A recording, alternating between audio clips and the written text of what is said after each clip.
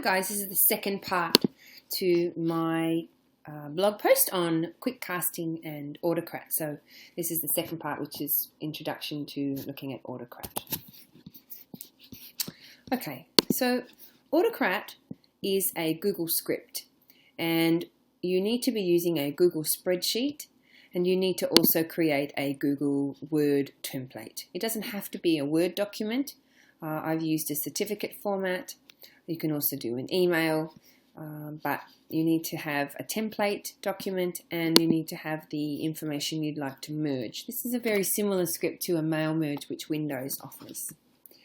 Now, I've actually hidden the names of my students for privacy reasons here, but I've got their names in column A, and I've set up my template so I've got my titles in the very first row.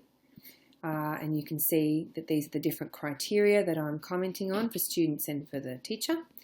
I've then created my screencasts, and I've taken those quickcasts and I've put those URLs in here because I want to be able to feed those back to students. I've then written an individual comment to my kids on their dance and on their knowledge work. And then the student document that they handed in to me, I've put a link to that so they can find that, or their parents can find that work. Now, when you want to run autoCrat, you need to go to Tools, and you need to go into the script gallery, and it comes up like this.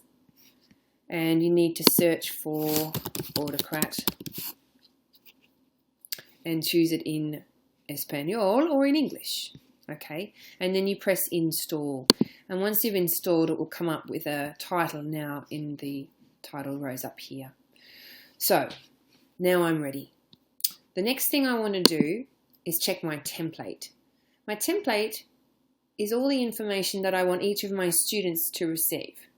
So I want to make sure that whatever I want them to have without their individual information is here. So you can see I've got my school information, the subject, the time we did the unit, and I've gone through and made sure this is the information I want them to have, and I've put the task-specific clarifications at the bottom so that they can check the work against the rubrics that we've been using in our class.